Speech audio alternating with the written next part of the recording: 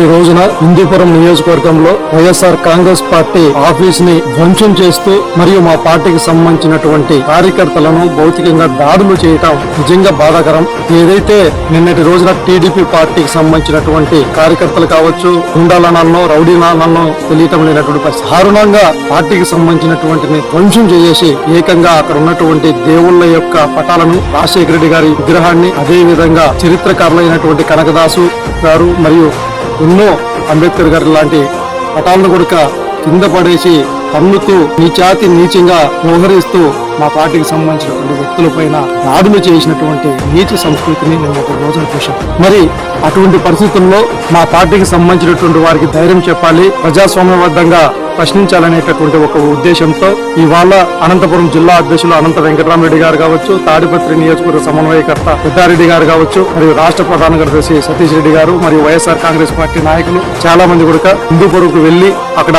జరిగినటువంటి పరిస్థితులను పరిశీలించి అక్కడ ఉన్నటువంటి మా పార్టీకి సంబంధించినటువంటి నాయకులతోనూ కార్యకర్తలతోనూ సమావేశపరిచి జరిగినటువంటి విషయాన్ని ప్రజాస్వామ్యబద్ధంగా ప్రశ్నించాలనేటటువంటి ఒక ఉద్దేశంతో అక్కడికి వెళితే మార్గ మధ్యంలోనే అనంత వెంకటరామరెడ్డి గారిని మరియు వైఎస్ఆర్ కాంగ్రెస్ పార్టీ నాయకులందరినీ కలిసి అడ్డుకొని ప్రజాస్వామ్య పద్ధతిలో ప్రశ్నించడానికి కూడా వీలు లేదు, మీరు మాట్లాడటానికి కూడా అవకాశం లేదు అనేటటువంటి విధంగా అక్కడ ఉన్నటువంటి డిఎస్పీ గారు, సిఐలు అందరూ కలిసి మూకమ్ముడిగా వైఎస్ఆర్ కాంగ్రెస్ పార్టీ నాయకులను, జిల్లా అధ్యక్షులు అనంత వెంకటరామరెడ్డి గారిని అందరినీ కూడా అరెస్ట్ చేసి అక్కడి నుంచి అనంతపురికి బలవంతంగా బాలకృష్ణ గారు, హిందూపురం నియోజకవర్గ ప్రజలు మిమ్మల్ని నమ్మి మీకు ఓట్లు వేసి ఎమ్మెల్యేగా గెలిపించింది, ఏదో 4 మంచి పనులు చేస్తారు, ఎన్టీ రామారావు గారి కుమారుడిగా మీరేదో ప్రజలకు ఉపయోగపడతారు అనేటటువంటి ఒక ఆశతో మీకు నమ్మి ఓట్లు వేస్తే మీరు చేస్తున్నది ఈ 15 నెలల కాలంలో ఒక పక్క అసెంబ్లీలో జగన్మోహన్ రెడ్డి గారిని తిట్టడానికో, లేకపోతే హిందూపురం నియోజకవర్గంలో వైఎస్ఆర్ కాంగ్రెస్ పార్టీ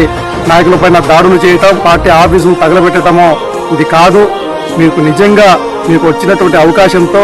ఏదైనా ప్రజలకు లేదంటే ఇచ్చినటువంటి హామీలో నెరవేర్చేటటువంటి విధానంలో ఈ యొక్క సమయాన్ని కేటాయించకుండా ఇంత దౌర్జన్యంగా, ఇంత దారుణంగా వైఎస్ఆర్ కాంగ్రెస్ పార్టీ నాయకులపైన విరుచుకుపడటం ఎంతవరకు సమంజసం అనేసే సందర్భంగా అడుగుతున్నాం. మేము ఒకటే తెలియజేస్తా ఉన్నాం, మీరు ఏదైతే ఇవాళ దాడులు దౌర్జన్యాలకు పూనుకుంటున్నారో మీ యొక్క చర్యల వల్ల వైఎస్ఆర్ కాంగ్రెస్ పార్టీ నాయకుల యొక్క ఆత్మస్థైర్యాన్ని దెబ్బతీలేరు అనేసి సందర్భంగా తెలియజేస్తా ఉన్నాం. మీరు చేసేటటువంటి ఎన్ని కుట్రలు చేసినా, ఎన్ని అరెస్టులు చేసినా, ఎన్ని ఇబ్బందులు పెట్టినా, ఎన్ని కేసులు పెట్టినా కూడా వైఎస్ఆర్ కాంగ్రెస్ పార్టీ నాయకులు 3 రంగుల వైఎస్ఆర్ కాంగ్రెస్ పార్టీ జెండా ఈ రాష్ట్రంలో రెపరెపలాడటానికి వెనకాడకుండా ముందుండి ధైర్యంగా పోరాటం చేస్తారనేసి సందర్భంగా తెలియజేస్తూ ఏదైతే మీరు చేసేటటువంటి అరెస్టును తీవ్రంగా ఖండిస్తా ఉన్నాం. మీ చర్యల వల్ల ప్రజాస్వామ్యం కూని అవుతా ఉంది. ప్రజాస్వామ్యాన్ని పరిరక్షించాల్సిన అధికారులు, ప్రజాస్వామ్యబద్ధంగా నడుచుకోవాల్సినటువంటి ఏదైతే ప్రజాప్రతినిధులు ఉంటారో ఆ ప్రజాస్వామ్యాన్ని కూడా కూని చేసేటటువంటి విధంగా ఇవాళ ఈ కూటమి ప్రభుత్వంలో 15 నెలలుగా మనం ప్రతిరోజు చూస్తూనే ఉన్నాం. ఇప్పటికైనా ప్రజలందరూ ఆలోచిస్తూ ఉన్నారు. ప్రజలు త్వరలో జరిగిపోయేటటువంటి స్థానిక సంస్థల ఎన్నికలతో పాటు భవిష్యత్తులో జరిగే ప్రతి ఎన్నికల్లో కూడా వైఎస్ఆర్ కాంగ్రెస్ పార్టీ సంబంధించినటువంటి ఏదైతే జగన్మోహన్ రెడ్డి గారి నాయకత్వాన్ని బలపరచడానికి సిద్ధంగా ఉండాలనేసి ఈ సందర్భంగా తెలియజేస్తాం.